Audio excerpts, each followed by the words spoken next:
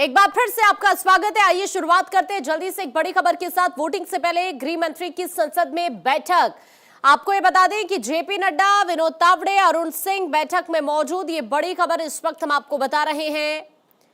गृह मंत्री अमित शाह की बैठक से जुड़ी हुई आज शाम 4 बजे लोकसभा में वोटिंग होनी है। आज चूंकि महिला आरक्षण बिल पर फैसले का दिन है, शाम 4 बजे आज लोकसभा में वोटिंग होगी। साथ ही गृह मंत्री अमित शाह जवाब देने जा रहे हैं। तो देखिए, आपको बता दें कि संसद के विशेष सत्र के दूसरे दिन की शुरुआत हो चुकी है। राज्यसभा के उपसभापति के तौर पर एक तरफ हरिवंश नारायण सिंह का तीसरी बार चुनाव हो चुका है। प्रधानमंत्री मोदी, कांग्रेस अध्यक्ष ने उन्हें बधाई दी है। हालांकि अब सभी की नजर है परिसीमन बिल पर चर्चा को लेकर। और इस वक्त पॉलिटिकल एडिटर अदिति नागर हमारे साथ जुड़ गई हैं। अदिति, कुल मिलाकर आज का दिन बहुत ज्यादा इंपॉर्टेंट हो जाता है महिला आरक्षण परिसीमन को लेकर, क्योंकि शाम 4 बजे जब वोटिंग होगी तो जाहिर सी बात है विपक्ष का रवैया किस तरह का रहेगा, ये सबसे ज्यादा इंपॉर्टेंट हो जाते हैं। बिल्कुल, देखिए, सारे जो 4 बजे वोटिंग होगी उस समय नंबर का गेम बहुत इम्पोर्टेंट हो जाता है, जहां सरकार को ये भरोसा है कि इस बिल को लेकर सब आगे आएंगे। लेकिन जाहिर तौर पे विपक्ष परिसीमन को लेकर इसमें भागीदार नहीं है। तो 4 बजे वोटिंग होगी। वोटिंग के क्या आंकड़े आते हैं उस पर इंतजार रहेगा, क्योंकि कल राज्यसभा में इस पर चर्चा होनी है। लेकिन इम्पोर्टेंट बात यह है कि आज 3 बजे राहुल गांधी बोलेंगे, कल प्रियंका गांधी और प्रधानमंत्री मोदी ने बोला था, आज अमित शाह और राहुल गांधी बोलने वाले हैं। तो लगातार इस पर बहस चल रही है। 18 घंटे का समय दिया गया था। लगातार चर्चाओं का दौर चल रहा है। बीजेपी के तमाम नेता बोले, लेकिन कुल मिलाकर बात यह है कि अगर ये बिल गिर जाता है तो भी भारतीय जनता पार्टी का ये मैसेज होगा कि वो महिलाओं के साथ है, लेकिन विपक्ष का सपोर्ट नहीं मिला। और ये बिल अगर पारित हो जाता है तो भी ये होगा कि केवल नरेंद्र मोदी हैं जो इतने सालों बाद उस रुके हुए बिल को पारित करा सकते थे।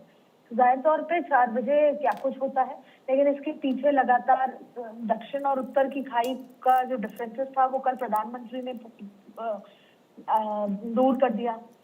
सवाल है परिसीमन को लेकर, जो आज अमित शाह तमाम बातों का जवाब देंगे। लेकिन विपक्ष चाहता है कि बिना परिसीमन के इस बिल को लाया जाए एग्जिस्टिंग 543 सीटों में।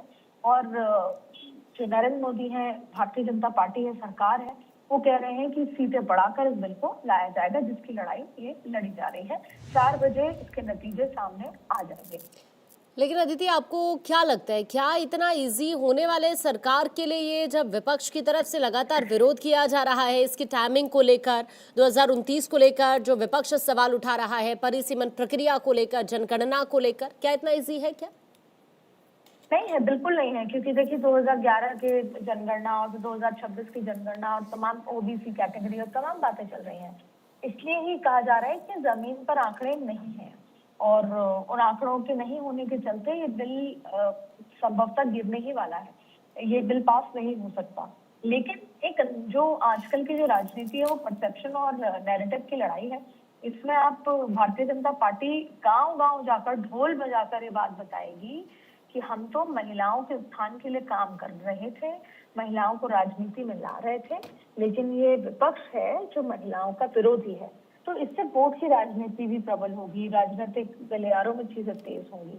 तो जाहिर तौर पर देखना होगा कि विपक्ष उसके बीच की काट कैसे निकालता है, क्योंकि अगर ये बिल पास हो जाता है तो महिलाओं का फायदा है, बीजेपी का लॉन्ग टर्म शॉर्ट टर्म फायदा है।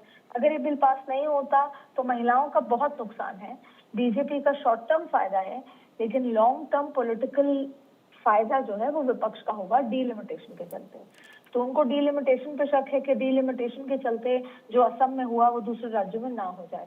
तो जाहिर तौर पर राजनीति अपने पीक पर है। 4 बजे कैसे कन्विंस होकर बिल पास होता है, संभवतः नहीं हो पाएगा, 2/3 आंकड़े नहीं मिल पाएंगे, तभी बीजेपी की विन विन सिचुएशन रहेगी नैरेटिव के लिहाज से। बिल्कुल, मैं आपके पास वापस लौट रही हूँ।